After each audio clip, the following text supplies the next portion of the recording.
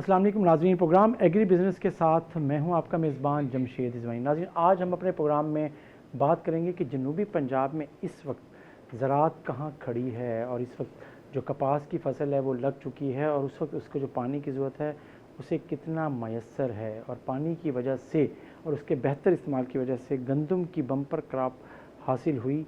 तो ज़ाहिर है इसका मतलब है कि पानी का अहम किरदार था। और इस वक्त ओवरऑल मजमूई तौर पर ज़रूरी इश्यूज़ क्या हैं और आने वाले दिनों में यहाँ क्या क्या चीज़ अहम है जिसको डिस्कस होना चाहिए, ये हमारे आज के प्रोग्राम का मौजू है। हमें ज्वाइन कर रहे हैं तरक्की पसंद काश्तकार कर्नल रिटायर्ड सैयद बाकर एहसन साहब। अस्सलाम वालेकुम जी। जी वालेकुम कर्नल साहब, अस्सलाम, बहुत शुक्रिया बहुत आपने हमें ज्वाइन किया सर। बहुत और हमारे शुक्रिया। साथ मौजूद हैं शहजाद साबिर साहब जो डायरेक्टर ज़राअत हैं मुल्तान डिवीज़न के। तो पहले कर्नल रिटायर्ड सैयद बाकर एहसन साहब से स्टार्ट करते हैं कि ओवरऑल जी आप मुख्तलिफ़ फ़सलों की काश्तकारी में इन्वॉल्व रहते हैं, लेकिन इस वक्त आप ताज़ा कपास को आप लगा चुके हैं और अब उसको देखभाल के मरहले से गुज़र रहे हैं। किस तरह का इस वक्त इस लम्हे में आपको मसरूफ़ियत है आपके इन दिनों में? बिस्मिल्लाहिर्रहमानिर्रहीम, बहुत शुक्रिया। आज से 1 महीना और 6 दिन पहले मैंने तकरीबन 2 मुरब्बे कपास की काश्त की थी और अल्हम्दुलिल्लाह उस वक्त से हमारी नहरों में पानी कभी कभी वाराबंदी की वजह से एक आध वारा मिस हो जाता है, अदरवाइज़ पानी जो है वो हमें हमारे इलाके में तो मिल रहा है, लेकिन कुछ इलाकों में वाराबंदी जो है वो ज़्यादा हो रही है। और लेकिन इस सीज़न में गवर्नमेंट लगातार 2 से 3 महीने पानी प्रोवाइड करती है, देती है। उसकी मेन वजह यह है कि इस मौसम में क्योंकि बिजली की खपत बढ़ जाती है तो डैमों से पानी को रिलीज़ किया जाता है और आवाम को रिलीफ देने के लिए सस्ती बिजली पैदा करने के उसके 2 फ़ायदे हैं। सस्ती बिजली भी पैदा हो जाती है, आवाम को वहाँ भी रिलीफ मिलता है, और वो जो पानी वहाँ से डैमों से निकलता है वो हमारी काश्तकारी के लिए बहुत फ़ायदेमंद है। और हमने पूरी जितनी भी अपनी काश्त कपास की थी वो की है, और अभी हम अच्छे मौसमी हालात की वजह से अभी तक हमने कोई स्प्रे नहीं की, जो कि हमारे लिए पिछले 4-5 साल में काफ़ी चैलेंज रहा। अल्लाह की मेहरबानी समझ लीजिए या माहौलियात जो उसने हमारे लिए कोई फेवरेबल पैदा कर दी हैं। अब लोग कह तो रहे हैं कि इस दफ़ा लोगों को कपास का अच्छा कीमत भी मिलेगी, अच्छी फल भी मिलेगा। हम तो इसी वजह से पिछले 3-4 साल से इसमें परेशानी में थे, लगाएं या ना लगाएं, लेकिन कुछ लोगों ने हमारी हिम्मत बढ़ाई और हमने कपास लगा दी। तो आपने आम तौर पे कितनी कपास लगाते हैं, और आपने इस दफ़ा लगता है ऐसे कि बहुत कमिटमेंट के साथ लगाई है, सोचा तज़ब्ज़ुब का आप शिकार हुए जैसे आपने ख़ुद कहा, ये आप तज़ब्ज़ुब का शिकार क्यों हुए? पैसे नहीं मिल रहे थे? अगर सच्ची बात पूछें तो कपास के 1 एकड़ के ऊपर मिनिमम 60,000 से लेकर 70,000 रुपये ख़र्चा आता है। तो पिछले 4-5 सीजन्स में मुझे लगातार बहुत नुकसान हुआ। नुकसान इन द सेंस कि कीमत भी बड़ी मुश्किल से पूरी हुई, और जो बीमारियों और जो पेस्ट का अटैक था वो बहुत ज़्यादा था, और इस वजह से हिम्मत जो थी, ये नहीं है कि हम लगाना नहीं चाहते थे, क्योंकि जब एक दफ़ा बंदा ज़ख्म खुर्दा हो जाता है, दूसरी दफ़ा, तीसरी दफ़ा, तो चौथी दफ़ा कहता है कि नहीं। अब भी हमारे दोस्त जो ज़िम्मेदार हैं हमारे साथ उठते बैठते हैं, वो कहते हैं जब मैं कपास लगा रहा था कि जी आप क्या बेवकूफ़ी कर रहे हैं, आप गन्ना लगाएं, आप मकई लगाएं, आप धान लगाएं, ये चीज़ें लगाएं, आपको बड़ा मुनाफा होगा। मैंने कहा नहीं यार, अल्लाह ने देना होगा तो 50 एकड़ में भी दे देगा। और ये मैंने अपने मुल्क से या अपने आप से ये कमिटमेंट की थी कि मैंने कपास लगानी है। और मेरे ख्याल शायद मुझे अच्छी तरह याद है कि आप ही के प्रोग्राम में मैं बैठा हुआ था, तो मैंने ये आपसे कहा था कि मैं लगाऊंगा ज़रूर, लेकिन उतनी नहीं लगाऊंगा जितनी पहले लगाता था। इसके बाद इस दफ़ा आपने कम लगाई इस दफ़ा कम लगाई है, लेकिन बात पे आप मेरे पूरे एरिया में इतनी कपास किसी ने नहीं लगाई जितनी मैंने लगाई। जी, आप शहजाद साबिर साहब, आप क्या समझते हैं कि ओवरऑल आपके मुल्तान डिवीज़न में जो कपास की काश्तकार का जो हदफ है कुछ कम रह गया है, जो हदफ था आपकी काश्त का, क्यों कम रहा, अगर रह गया है तो? एक तो शुक्रिया जमशेद रज़वानी साहब, कर्नल साहब की बात को मैं कंटिन्यू करूँगा कि हर ज़िम्मेदार जो भी फसल उगाता है वो प्रॉफिट के लिए उगाता है। पिछले साल भी कपास की जो हमारी फसल थी वो गैर यकीनी मौसम की वजह से काफ़ी इफ़ेक्ट हुई, और उसमें ज़मींदार को जब अगस्त सितंबर में बारिशें हुई तो उसकी वजह से ज़मींदार को काफ़ी धचका लगा, उसकी पैदावार जो है ना कम हुई, और उस पैदावार के कम होने की वजह से ज़मींदार थोड़ा डिसहार्ट हुआ और उसने ये अज्यूम किया कि शायद आइंदा आने वाले सीज़न में भी ऐसे ही होगा। ये कोई ज़रूरी नहीं है कि पिछले 2 साल अगर बारिश की वजह से या बेयकीनी मौसम की वजह से कपास की पैदावार अच्छी नहीं आई, तो जिन लोगों ने अच्छी ली है वो भी ऐसे ज़मींदार हैं जिन्होंने अच्छी भी ली है। ओवरऑल हमें थोड़ा इसमें लॉस हुआ है, और उसी वजह से प्रॉफिटेबिलिटी कम होने की वजह से ज़मींदार फिर जहाँ उसको प्रॉफिट नज़र आता है उस साइड पे शिफ्ट हो जाता है। लेकिन इसके बावजूद कपास हम ये नहीं कह सकते कि हमारा हदफ जो है वो सिग्निफिकेंटली डिक्रीज़ हुआ, हम हदफ के करीब पहुंच गए हैं, और जो पिछले साल जितनी कपास पिछले साल लगी थी ऑलमोस्ट इस साल भी उतनी ही कपास हमारे पास होगी। और हम अब इस कोशिश में हैं कि जितनी कपास हमारे पास लग गई है उसको अच्छे तरीके से पिछले सालों से बेहतर पैदावार लेके ज़मींदार के साथ कंधा जोड़ के कंधे से कंधा मिला के उसके साथ खड़े हों और उसको प्रॉपर गाइड करें, ताकि कपास का काश्तकार जो है वो एक वलवले के साथ अच्छी पैदावार लेके आइंदा से इस रकबे को बढ़ाए। शाह साहब, लेकिन एक बात है कि मुल्तान, बहावलपुर और डेरा गाजी खान डिवीजन्स की बात की जाए, तीनों की जनूबी पंजाब के, तो उनमें से डेरा गाजी खान और मुल्तान ऐसे डिवीजन्स हैं जहाँ कपास की काश्त बहरहाल पिछले 2-3 सालों में बहुत कम हुई है। सिर्फ बहावलपुर डिवीज़न है जहाँ पे बल्कि रकबा भी बढ़ा, थोड़ा मेंटेन भी हो गया कम होने की बजाय। तो आपके लिए तो, और उसमें से भी आप समझते हैं कि मुल्तान जो कॉटन एक लिहाज से सबसे अहम था, मुल्तान डिवीज़न, वो अब बिल्कुल कहीं पीछे जा रहा है। तो ये यकीनन चैलेंज महकमा ज़राअत के लिए भी था, ज़ाहिर काश्तकारों को जो मसाइल का सामना, कैसे आप रिटेन कर सकते थे, कर सकते हैं कॉटन ग्रोवर को? रिजवानी साहब, ये एक आज की बात नहीं है। अब अगर हम 30 साल पीछे चले जाएं तो दीपालपुर में बहुत कॉटन होती थी, पाकपतन में बहुत कॉटन होती थी, साहिवाल, उकाड़ा बहुत बड़े कॉटन डिस्ट्रिक्ट्स होते थे। जंग भी इसी तरह, जंग, विहाड़ी, कबीर वाला, विहाड़ी, बल्कि विहाड़ी तो मैं कहूँगा कि विहाड़ी तो आज से 10 साल पहले भी 5 लाख एकड़, 5.5 लाख एकड़ वहाँ कॉटन होती थी। तो वक्त के साथ साथ जैसे जैसे क्रॉपिंग पैटर्न चेंज हुआ, उकाड़ा में पोटैटो और मेज़ आ गया, उसके साथ ही साहिवाल में भी क्रॉपिंग ट्रेंड चेंज हुआ।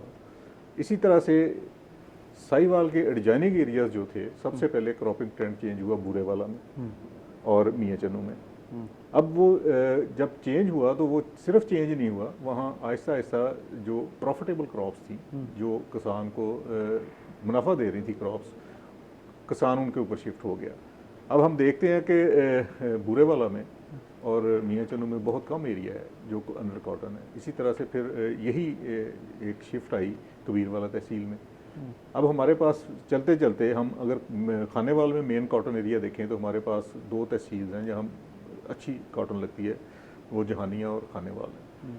इसके बाद हमारे पास अगर हम विहाड़ी की बात करें तो विहाड़ी में जो एरिया हमारे पास मेन एरिया है वो विहाड़ी का और मेलसी के सराउंडिंग में टिब्बा सुल्तानपुर, गड़ा मोड़, ये एरियाज़ ऐसे हैं जहाँ कॉटन अच्छी कॉटन ग्रो हो रही है। और ये वो एरियाज़ हैं जहाँ मल्टीपल क्रॉपिंग अभी तक शुरू नहीं हुई। यहाँ मेज़ नहीं है, यहाँ आलू नहीं है, यहाँ बागात नहीं है। जब हम आगे शिफ्ट होते हैं, मसलन जलालपुर पीरवाला तहसील ऐसी है जहाँ अभी भी अच्छे खासे एरिया पे कॉटन लगती है, और जहाँ आप जाएंगे कॉटन एरिया में तो दूर तक ताहद निगाह हमें कॉटन नज़र आती है। अब भी कोई 80-85 हज़ार एकड़ के ऊपर कॉटन जो है जलालपुर पीरवाला में लगी हुई है। इसी तरह शुजाबाद का जो एरिया है वहाँ भी अच्छी कॉटन लगी हुई है। इसके बरक्स अगर हम मुल्तान में आए तो मुल्तान में कॉटन का सिग्निफिकेंटली एरिया डिक्रीज़ हुआ, मैंगो एरिया इंक्रीज़ हुआ, वेजिटेबल्स पे लोग शिफ्ट हुए हैं। वेजिटेबल एक ऐसी क्रॉप है जो, मैं इनसे एक सवाल पूछूं। जी बिल्कुल आप कर सकते हैं। जी बिल्कुल। मैं ये पूछना चाहता हूँ कि आपके जो ये स्टैटिस्टिक्स हैं, जी ये कि किस तहसील में कितने एकड़ लगे हैं, ये कहाँ तक रियलिस्टिक है, एक्यूरेट है? जी, ये एक्यूरेट इस हद तक हैं कि आप मेरे डिपार्टमेंट की और क्रॉप रिपोर्टिंग सर्विस की डिपार्टमेंट की दोनों की अगर फिगर्स उठाएंगे तो रिकंसाइल्ड मिलेंगी आपको। अच्छा जी। या तो क्रॉप तो इसका मतलब ये है कि क्रॉप रिपोर्टिंग सर्विस वालों ने आप ही से डाटा लिया है या आपने उनसे लिया, ये भी एक सवाल उठ सकता है ना। आप दोनों ने बैठ नहीं, ऐसी बात नहीं है, थर्ड पार्टी तो नहीं हो सकती ना। नहीं, उनका एक अपना मैकेनिज्म है। अच्छा, चूँकि वो प्रोफेशनली स्टैटिस्टिक्स और जो उनके सैम्पलिंग मेथड्स हैं उनके ज़रिए डाटा कलेक्ट करते हैं। हमारा डाटा जो होता है वो हमारा डाटा फील्ड सिस्टम लेवल से, इस दफ़ा तो हमने ये किया कि बाई नेम फार्मर्स का सर्वे हमने उसका डाटा मेंटेन किया है, सही, ताकि हमारे पास एक मुकम्मल डाटाबेस बन जाए कि कौन कौन से लोग ऐसे हैं जिन्होंने कॉटन लगाई है और कितनी लगाई है। सही सही। अच्छा तो आप जी जी, इसलिए हम 100% डाटा के ऊपर जब भी कोई क्वेश्चन आएगा तो वो हमेशा डाउट्स क्रिएट किए जाते हैं, लेकिन ये नहीं हो सकता कि डाटा उसमें कोई 1-2% का प्लस माइनस तो हो सकता है। ये नहीं हो सकता कि 50% वो जो 20% या 30% डाटा जो है ना वो एक्यूरेट ना हो। सही, तो एक्यूरेसी पे आपका एतमाद है। लेकिन चलिए ये बताइएगा, आपने एक बात की कि मल्टी क्रॉपिंग वहाँ जहाँ नहीं है, आपने MLC की तहसील की टिब्बा सुल्तानपुर की बात की और कि वहाँ नहीं है, तो मल्टी क्रॉपिंग ये कॉटन को काफ़ी उसने डैमेज किया। नहीं, मल्टी क्रॉपिंग इस सिलसिले में मैं कह रहा हूँ कि एक प्रॉफिटेबिलिटी के सेंस में कि ऐसी क्रॉप्स वहाँ ग्रो होनी शुरू हो गई जिनकी प्रॉफिटेबिलिटी कॉटन से बेहतर थी। मैं अपना तजुर्बा बताता हूँ। जी जी, आप बताइए। कि मैंने पहले मैं कपास लगाता था, तो कपास के साथ मैंने एक दफ़ा मकई का तजुर्बा किया। बिल्कुल सही। मुझे मकई में बड़ी अच्छी बचत हो गई और फिर मैं नेक्स्ट टाइम उसको बढ़ाता चला गया और कपास को कम करते गए। कपास को मैं कम करता गया। अब हुआ ये कि पिछले 2 साल में जब मैंने बाकी किसानों को देखा कि वो मूंजी लगा रहे हैं या चावल लगा रहे हैं, तो मैंने भी ट्रायल करके देखा, तो जो मेरा नुकसान कपास में हुआ था वो चावल और मक्की ने पूरा कर दिया। तो इस वजह से मल्टी क्रॉपिंग नेचुरली खुद ब खुद बीच में आई, किसी ने उसको जान के पकड़ा नहीं, उसकी जरूरत बनी ये मेन रीजन था। और इसी ने भारत कपास का जो इवन ये भी है हाँ, उसमें एक डिक्लाइन को लेकर हाँ, मैंने ये भी कहा कि मैंने उसमें मिर्चों का भी एक तजर्बा किया, उसमें भी मुझे बचत हुई। मतलब अपनी सारी प्रॉफिटेबिलिटी वाली सारी चीज़ें इन्होंने कर्नल साहब ने गिनवा दी हैं। मैंने इसके ऊपर बात करते हैं, नुकसान तो पूरा करना है, इसके ऊपर बात करते हैं नाज़रीन। लेकिन छोटा सा ब्रेक के बाद वापस आते हैं।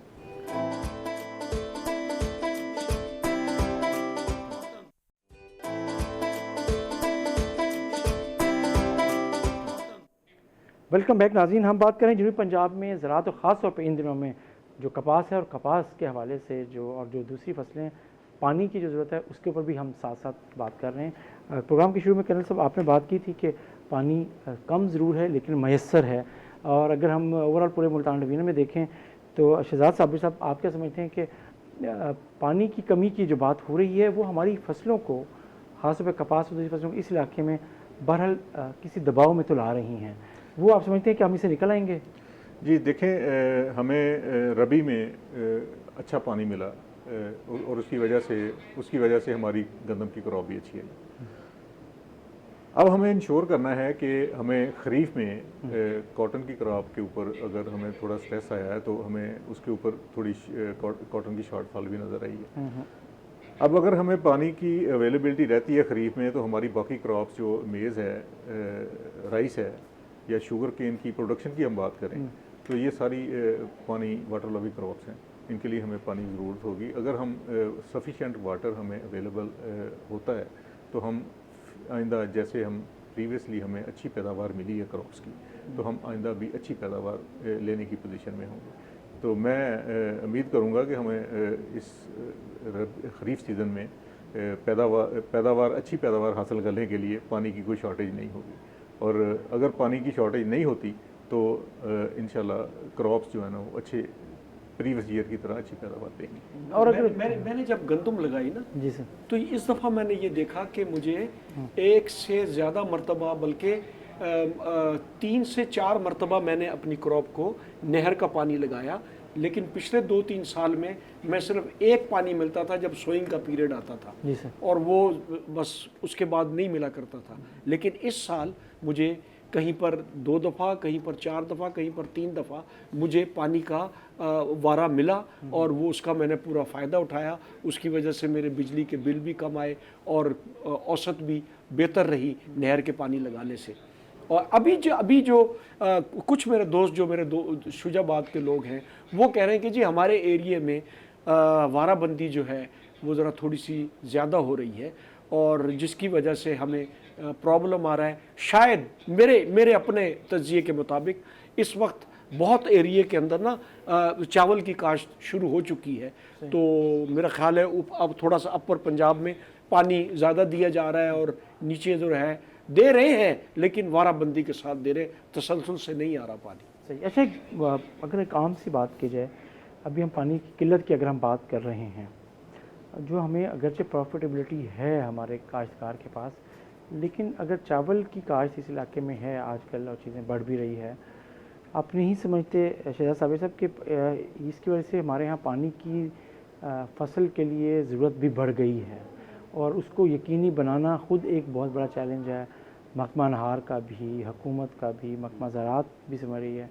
तो ये इस तरह की इस इलाके में आप समझते हैं कि फसल का बढ़ता हुआ रुझान काश्त का पानी के हवाले से चैलेंजेस तो रहेगा ये आने वाले दिनों में भी? जी, मैं अर्ज़ करूं कि हमारी जो धान की काश्त है ना, पिछले सीज़न में कोई 3 गुना बढ़ी है। 3 गुना बढ़ने का मतलब ये है कि अगर पानी की ज़रूरत भी उसी हिसाब से बढ़ गई, पानी की ज़रूरत की भी उसी हिसाब से बढ़ बढ़ी। गई। अब मेरी रिक्वेस्ट ये होगी कि जो फार्मर्स हैं वो सिर्फ अगर मल्टीपल क्रॉपिंग के भी जाते हैं तो सिर्फ एक फसल की पानी का ख्याल ना रखें। अगर राइस की क्रॉप लगी है उसके साथ कॉटन की लगी है तो कॉटन का पानी कॉटन को ही लगे और उसका कॉटन का पानी रोक के राइस की फसल को ना लगाया जाए ताकि दोनों फसलें बराबर पक सकें। और इस दफ़ा जितना अच्छा रेट कॉटन की फसल का नज़र आ रहा है तो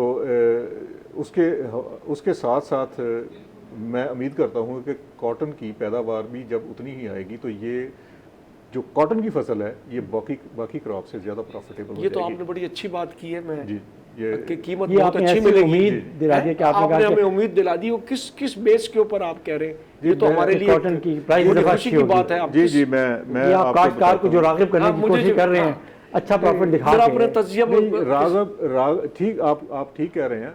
इस वक्त तक जो कॉटन शो होनी थी वो तो हो चुकी है। अब तो उनके लोगों के पास वो ज़मीन बची है जो खुश तो होता है, अगले 3 महीने खुश तो रहेगा ना वो। अब मैं ये बात बताना चाहता हूँ ये क्यों कि वो खुश सिंध है? की जो हमारे पास जिनिंग फैक्ट्रीज चली हैं वो जो कॉटन की परचेज कर रही हैं उसकी प्राइस जो है वो एक अच्छी हैंडसम प्राइस, मतलब बुरे वाला में मैं कल गया हुआ था तो वहाँ एक कॉटन फैक्ट्री चल पड़ी है और वो जो सौदे कर रहे हैं तो वो आज से 15 दिन पहले वो कोई 5-5.5 हज़ार में सौदे कर रहे थे। अब जो भुट्टी का रेट, जी भुट्टी का जी, जी। भुट्टी का रेट अब जो रिसेंट जो नज़र आ रहा है वो तो 6,000 से भी ज़्यादा कॉटन का रेट सुनने में आ रहा है।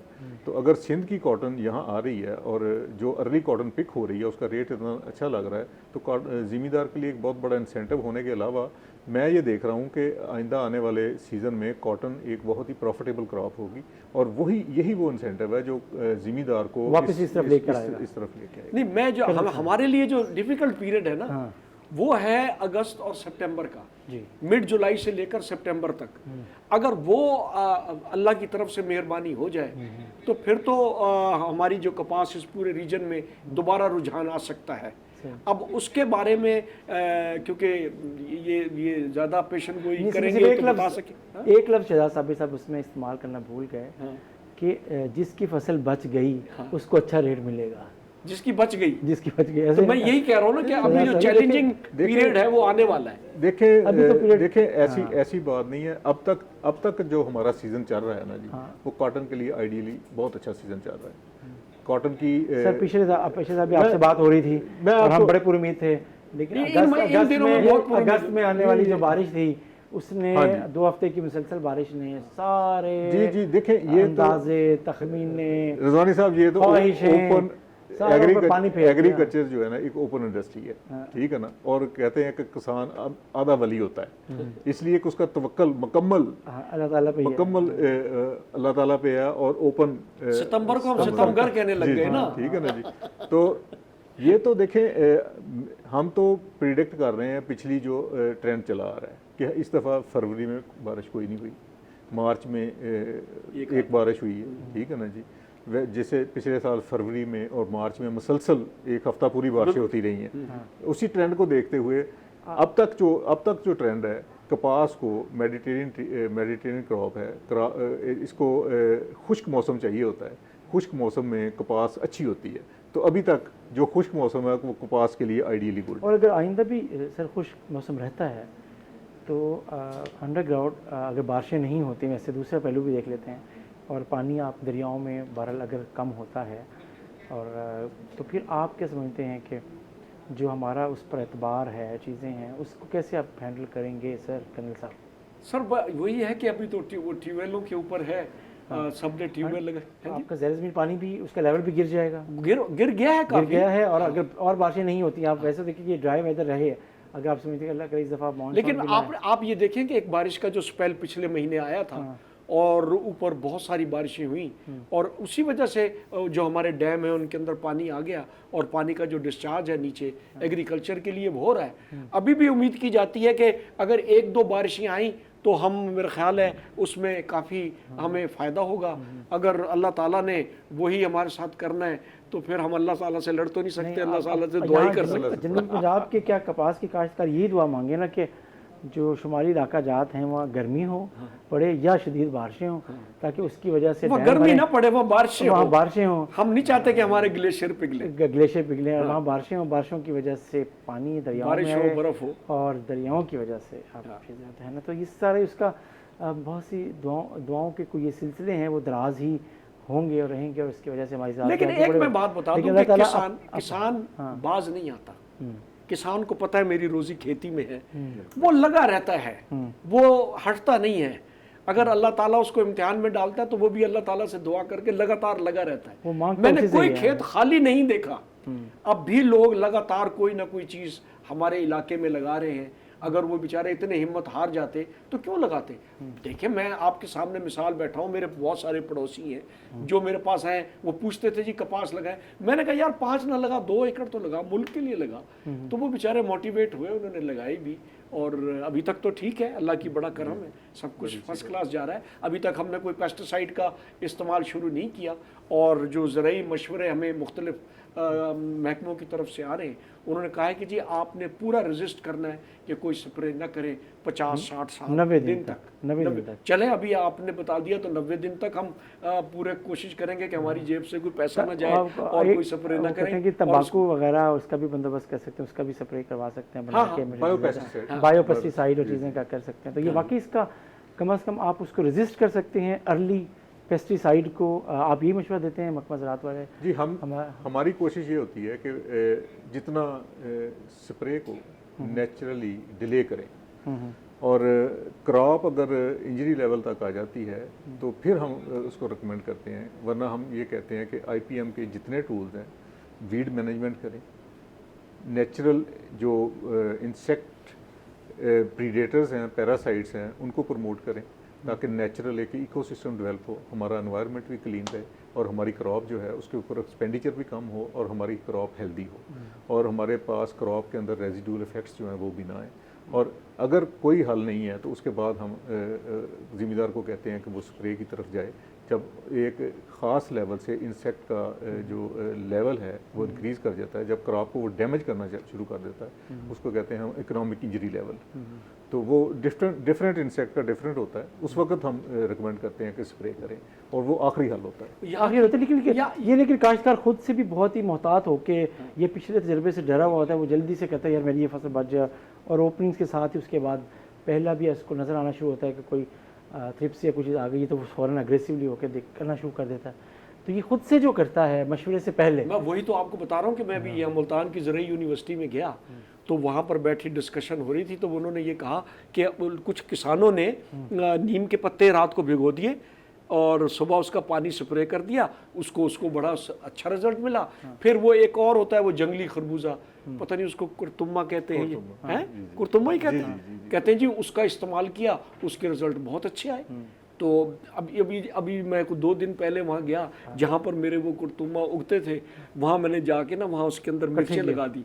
तो मुझे बड़ा दुख हुआ कि यार मैंने तो ये बड़ा नुकसान किया, लेकिन देखा मैं कि बीच में कहीं ना कहीं वो बेलें उग रही थी। तो मैंने अपने बेलदार को कहा, मैं कहा इनको छेड़ना नहीं है, क्योंकि कपास हमारी मिच्योर होगी, अगर उसके ऊपर कीड़ा आ गया तो हमने ये इस्तेमाल करना है।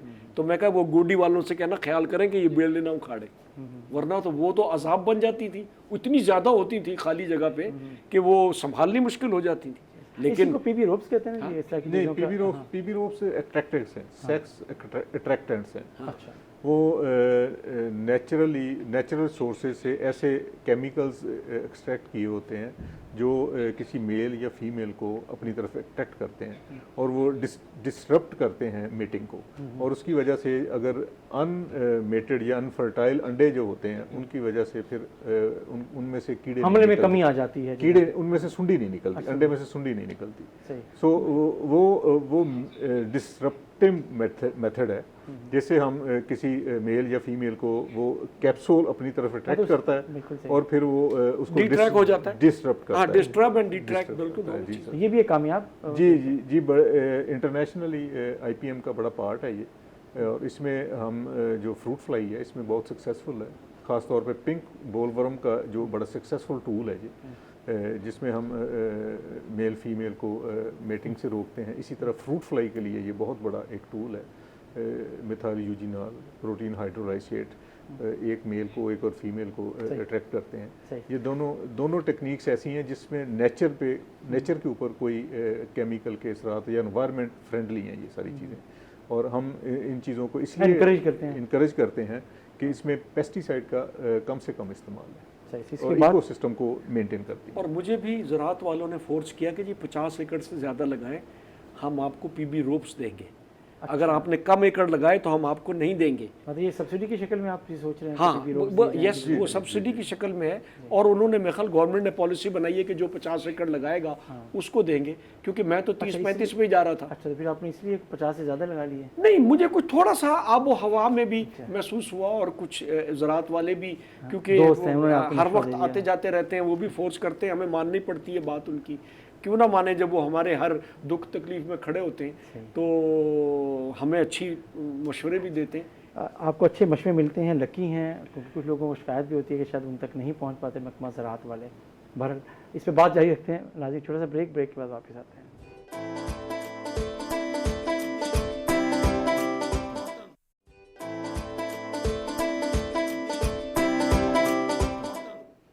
वेलकम बैक नाज़रीन, हम बात कर रहे हैं जो पंजाब की अहम तरीन फसल कपास के बारे में, और उसको जो इस वक्त जिस मरहले से गुजर रही है उस पर हमारी डिस्कशन जारी है। शहजाद साबिर साहब, आपने बड़ी उम्मीद की बातें की अभी इससे पहले ब्रेक पे से पहले जो हमारा पार्ट है इस प्रोग्राम का, ये उम्मीद अगर रहती है बरकरार, आप क्या समझते हैं कि हमारा जो कॉटन ग्रोवर है वो वापस शिफ्ट हो जाएगा अगर उसे इस दफ़ा नुकसान नहीं होता और मौसम उसको फेवरेबल करता है? तो आप क्या टारगेट किया कि अगर अच्छा रेट भी मिल जाए और अच्छी फसल भी हो जाए तो हमारा जो दूसरी तरफ चला के वापस आएगा? जी बिल्कुल वापस आएगा। हम ये अब मैं फोरकास्ट नहीं कर सकता कि कितना वापस आएगा, लेकिन डेफिनेटली जिस जगह ज़मींदार को प्रॉफिट मिलता है, और कॉटन की क्रॉप साउथ की ऐसी क्रॉप है रिजवानी साहब जो हर ज़मींदार उसको प्यार करता है। जब कॉटन की क्रॉप उतरनी शुरू होती है उस वक्त सारी साउथ की जो इकोनॉमिक एक्टिविटीज़ हैं वो सारी जनरेट होनी शुरू हो जाती हैं, और कॉटन का ग्रोअर जितनी क्रॉप्स हैं वो सारी एक यकमुश्त हार्वेस्ट हो के ज़मींदार के पास आ जाती हैं। लेकिन कॉटन की वह क्रॉप है जो ज़मींदार को 2.5 से 3 माह तक पैसे देती रहती है, और उससे जितनी चुनाई होती रहती है उतनी उसके बाद पैसे आते रहते हैं। जी बिल्कुल, और ये एक ऐसा सिलसिला है जो इस खित्ते की इकोनॉमिक ग्रोथ के लिए एक बहुत बड़ा इंसेंटिव है। और मैं एक थोड़ी सी, सॉरी फॉर इंटरप्शन, मैं एक बात ज़रूर ये कहूँगा कि अगर रिसर्च वाले और ज़राअत के महकमे वाले अगर हमें लोकल रिसर्च किया हुआ सीड दें तो ये मेरे ख्याल एक बेसिक चीज़ होगी जिसकी वजह से किसान अट्रैक्ट होगा, क्योंकि उस बीज के अंदर हमारे माहौल के अंदर उसको उगाना आसान होगा बनस्बत इधर से या उधर से कहीं से भी बीज ला के अगर हम उगाएं तो वो बड़ा एक्सपोज्ड होता है हर किस्म की थ्रेट के लिए। जी। इसलिए मेरा जो तजर्बा है पिछले 30-40 साल का, मेरे बड़ों का या मेरा, मैं जितने बीज हमारे अपने मसलन ये एक सेंट्रल कॉटन रिसर्च मुल्तान है, नियाब है, फैसलाबाद एग्रीकल्चर यूनिवर्सिटी है, इनके जितने भी बीज हमने अपनी ज़मीनों पे लगाए, उनकी जो कुव्वत मुदाफ़ियत थी वो बहुत अच्छी थी, और उसकी वजह से हमें अपनी क्या नाम है कमाई या हमें रोज़गार अच्छा मिल जाता था। लेकिन जब से ये इम्पोर्टेड या इधर उधर से ये बीटी सीड वगैरह आए, उसकी वजह से कपास बहुत बर्बाद हुई है। और मैं तो यही कहूँगा कि जो अगर लोकली हमारे लोग कॉलेज में या यूनिवर्सिटी में या एग्रीकल्चर रिसर्च सेंटर में जो भी इसके ऊपर रिसर्च कर रहा है, खुदारा वो हमें लोकल सीड दें, जिससे हम दोबारा कपास की तरफ राग़िब हो जाए। कर्नल साहब, अगर आप मुझे इजाज़त दें तो मैं अब आपकी किसी बात से डिफर कर सकता हूँ। आपने अभी हमें कहा कुछ देर पहले कि आपको मिर्चों से फ़ायदा हुआ, आपको मकई से फ़ायदा हुआ, आपको चावल से फ़ायदा हुआ।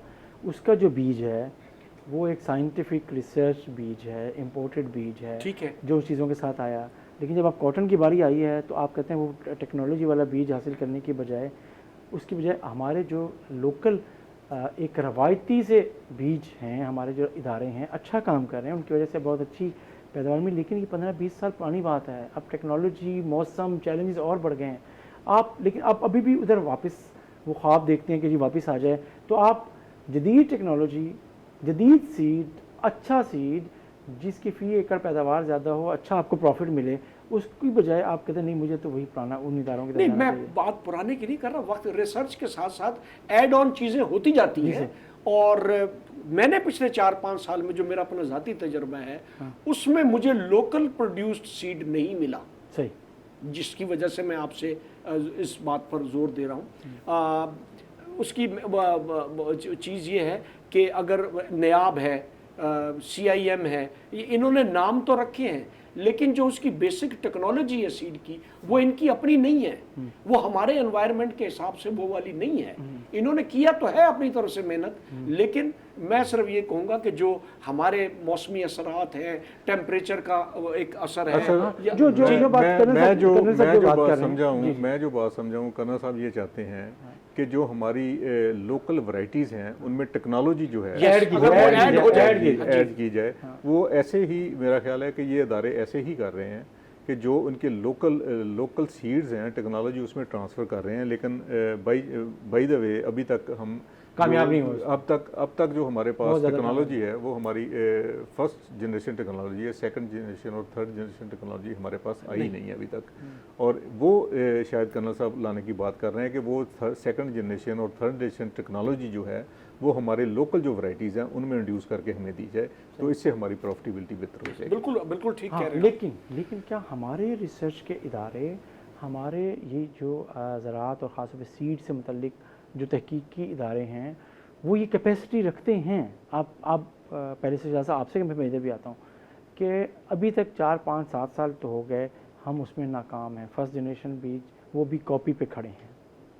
आप कैसे एडप्ट कर सकते हैं? कैपेसिटी, उनकी सहूलियात, उनकी चीज़ें मैं अर्ज़ करता हूँ रज़वानी साहब, देखें हमारे पास जो कॉटन के प्रॉब्लम आए हैं ना 2015 के बाद आए ही तब से हैं, जब से पिंक ने हमारे जो बीटी कॉटन की जो पिंक ने और वाइट फ्लाई सफ़ेद मक्खी उसका एक रिज़ल्ट है, क्योंकि सफ़ेद मक्खी 2015 से पहले प्रॉब्लम नहीं था। जब 2015-16 में हमारे पास पिंक ने उसकी जो रेजिस्टेंस ब्रेक की है BT1 की, उसके बाद जब हम पिंक के ऊपर स्प्रे करते हैं तो उसकी अल्टीमेटली उसके रिज़ल्ट में हमें वाइट फ्लाई का एक ऐसा थ्रेट मिलता है जो हमसे कंट्रोल नहीं होता। सो ये एक रिजल्टेंटली एकदम से एक दिन में चेंज नहीं आई, पिछले 5 साल में ये आहिस्ता हमारे ऊपर ये चेंज आई है, और आहिस्ता रकबा कम होना शुरू हुआ है। ये एकदम एक दिन की कहानी नहीं है, ये पिछले 5-6 साल की कहानी है। अगर हम देखें तो 2015 के बाद आहिस्ता 19 लाख एकड़ पे हमारे यहाँ कॉटन होती थी, फिर 16 पे आई, फिर 14 पे आई, फिर 11 लाख पे आ गई अब, ठीक है ना जी। तो पिछले 2 साल से ये 11 लाख के ऊपर मेंटेन कर रही है। तो जो ही हम इसकी टेक्नोलॉजी के ऊपर जाएंगे, प्रॉफिटेबिलिटी के ऊपर जाएंगे, अच्छे रेट हमें मिलने शुरू हो जाएंगे, तो डेफिनेटली कॉटन का एरिया इंक्रीज़ करेगा। हर चीज़ किसान की जो है वो, बल्कि दुनिया की हर चीज़ प्रॉफिट के गिर्द घूमती है, और किसान भी उसी के लिए काम करता है। अगर उसको अच्छा प्रॉफिट मिलेगा तो डेफिनेटली वो कॉटन ग्रोअर हमेशा कर्नल साहब हमेशा आप ये कहते हैं कि हमें अच्छा सीड दे दें, हमें अच्छा सीड दे दें, हमें अच्छा सीड दे दें। लेकिन आपकी ख्वाहिश तो ज़रूर है कि हमें सीड मिले। लेकिन अगर आपने ये पूछा है कि हमारे ज़राअत के जो ये रिसर्च कर रहे हैं महकमे, आप जाएं तो सही, उनके पास क्या चीज़ मौजूद नहीं है। यानी कोई आज के थोड़े इस्टेब्लिश हुए हैं ये सारे, ये न्याब है, ये CIM है, या ये फैसलाबाद है, या ये जितने भी हैं इतने पुराने सेटअप है, इनके पास हर चीज़ मौजूद है। लेकिन वही वाली बात है कि थोड़ी सी तवज्जो इनके ऊपर हो, गवर्नमेंट की सुपरविजन ठीक हो, है जी, इनकी अप्रिसिएशन हो, जिन्होंने अच्छा काम किया है, I think they will deliver. आप यूनिवर्सिटियों में लोग हैं बड़े। कॉटन में किसी भी ज़रूरी पैदावार में अच्छा बीज इंट्रोड्यूस करने वाले हर साइंसदान को आला से आला मुल्की एजाज़ मिला है। मैं कह रहा हूँ, भी परसों की बात है खबर में कि सोयाबीन के अंदर न्यूक्लियर वालों ने 2 अदद सीड बनाए हैं, और उसके अंदर उन्होंने अभी वो एक लहसुन का एक बीज, वो क्या है, है जी, NARC जी, वो भी उसके बड़ा वो प्रोपगेशन हो रही है, बड़ी मशहूरी हो रही है। इसी तरह ये सोयाबीन की बात आज ये तो कॉटन में क्यों नहीं हो रहा? यहाँ तो सेंट्रल कॉटन रिसर्च इंस्टीट्यूट के मुलाजमीन की तनख्वाहें ही नहीं है, आपको सेस नहीं मिल रहा, बहरहाल आपकी चीजें गवर्नमेंट की तरफ से भी क्या लगाते हैं? गवर्नमेंट की तरफ से भी थोड़ा सा इग्नोर किया हुआ है। मतलब हमारे तालीम है, रिसर्च है, उसके ऊपर इतनी वो इम्पोर्टेंस नहीं है। लेकिन मेरा ख्याल है कि मौजूदा गवर्नमेंट इस बजट में रिसर्च के ऊपर, तालीम के ऊपर, ज़रूरी रिसर्च की बात करें, रिसर्च, मैं वही कह रहा हूँ, रिसर्च चाहे एग्रीकल्चर की हो, चाहे न्यूक्लियर की हो, चाहे मेटलर्जी की हो, या किसी चीज़ की भी हो, उसके ऊपर जब तक आप यूनिवर्सिटीज़ को और रिसर्च के इदारों को इंसेंटिव या एक्स्ट्रा बजट नहीं देंगे, और साथ साथ ये भी ज़रूर कहूँगा कि उनके ऊपर चेक भी रखें ना, उनसे पूछें तो सही कि जी हमने आपको ये कुछ दिया है, आपने हमें क्या डिलीवर किया है। सही, पानी की कमी हम लेज़र लेवलर से पूरी कर रहे हैं, और अब हमारा पानी जो है हमें बड़ी बचत होती है। अगर हम हर एक खेत के ऊपर नई फसल लगाने से पहले लेज़र लेवलर को चला दें तो बड़ा एफिशिएंट तरीके से हमारा पानी जो है पूरा हो जाता है। सही। अच्छा, ये ड्रिप और स्प्रिंकल की तरफ लोग गए हैं, हमारे गुजर गया। उसकी मेन वजह यह है कि हमारे पानी के अंदर सॉल्ट के कंटेंट्स ज़्यादा हैं। जब उसको हम बंद करते हैं तो इनकी नोजल्स जो हैं वो बहुत ज़्यादा डिस्टर्ब होती हैं। उसके अंदर बड़ा इंटेंसिव, एक तो स्किल्ड ट्रेनिंग चाहिए उसको कंटिन्यूसली चलाने के लिए, दूसरा उसकी जो स्पेयर हैं, जितनी भी चीज़ें हैं वो भी सब्सिडाइज तरीके से दी जाएं, तो फिर लोगों को इंसेंटिव मिलेगा। लेकिन ड्रिप इरिगेशन जो है, I think it is only good for orchards, बागात में वो ज़्यादा फ़ायदेमंद है। बड़ी बड़ी फसलों में फ्लड चाहिए, वहाँ पर नहीं, वहाँ नहीं हो सकता, वहाँ फ्लड इरिगेशन ही चाहिए, वहाँ फ्लड इरिगेशन भी नहीं चाहिए। बस वहाँ का सबसे बड़ा हल यही है कि लेज़र लेवलर से ज़मीन हमवार हो तो पानी एफिशिएंट तरीके से, थोड़े पानी से भी गुजारा हो जाता है। सही। अच्छा, कपास की फसल के वाले से तो ये कहते हैं कि सबसे कम पानी लेती है और अच्छा प्रॉफिट देती है, खर्चा भी कम होता है इसके ऊपर। तो ये जो हम उसके साथ जो बात कर रहे थे, जो हमारे तहकीकी इदारे हैं कपास के बीज की तैयारी के हवाले से, आप तो ज़ाहिर है शायद कुछ उस तरीके से बोल्ड कमेंट ना कर पाएँ, लेकिन क्या आप समझते हैं कि हमारे यहाँ अच्छे बीज की उम्मीद रखी जा सकती है या नहीं रखी जा सकती? मुस्तकबिल करीब में, उनको डरा क्यों रहे इस तरह? मुस्तकबिल करीब में सर आप खुल के बात पहले पता ना, जैसे मैंने सवाल शुरू किया वो थोड़े से मैं बताता हूँ। अब नहीं बोलेंगे तो कब बोलेंगे? दो डिफरेंट चीज़ें हैं सर। एक हम सीड की बात करते हैं, एक हम वैरायटी की बात करते हैं। सीड का मतलब ये है कि अच्छी जर्मिनेशन, अच्छी vigour, true to type, uniform, sir ये सीड की बात है। ठीक है। अगर हम वैरायटी की बात करें तो वैरायटी का मतलब ये है कि किसी भी क्रॉप की एक ऐसी तख्लीक की हुई नस्ल जिसको रिवर्स या क्रॉसिंग के साथ या जेनेटिक इंजीनियरिंग के साथ इम्प्रूव किया गया। हमारे मुल्क में अब तक जो रिसर्च चल रही है वो जीन के ऊपर रिसर्च नहीं चल रही या जेनेटिक इंजीनियरिंग के ऊपर चल रही, ठीक है ना। हमारी जो वैरायटीज इवॉल्व होती हैं हमारी ट्रेडिशनल क्रॉसिंग के साथ। लेकिन कुछ प्राइवेट इदारे कर तो रहे हैं, अब तो आ रहे हैं, क्लेम तो करते हैं, अब तो प्राइवेट कंपनीज हैं कुछ। देखिए जैसे कौन साहब, अगर हम बात करें इंटरनेशनल लेवल पे बात करें तो हमारे पास जितना सीड आता है, चाहे वो इम्पोर्ट होकर आता है, चाहे वो क्रॉप्स का है, चाहे वेजिटेबल्स का है, आपने कभी किसी का नहीं देखा होगा कि वो किसी मुल्क का सीड है, वो कंपनीज का सीड है। इंटरनेशनली कंपनीज ही इसके ऊपर, प्राइवेट सेक्टर ही इसके ऊपर रिसर्च करता है और अपनी रिसर्च अपनी ही जो उसके प्रॉफिट्स होते हैं उन्हीं में से प्रॉफिट्स में से निकाल के उसके ऊपर रिसर्च अच्छा, हमारे यहाँ भी तो एक इंसेंटिव अब दिया गया है ना इंटेलेक्चुअल प्रॉपर्टी के हवाले से कि जो जी, जी। साइंटिस्ट अच्छी वैरायटी देगा उसको उसका मार्केट में हिस्सा मिलेगा या इंसेंटिव मिलेगा। कैसा हो गया है या अभी समझते कि नहीं अभी?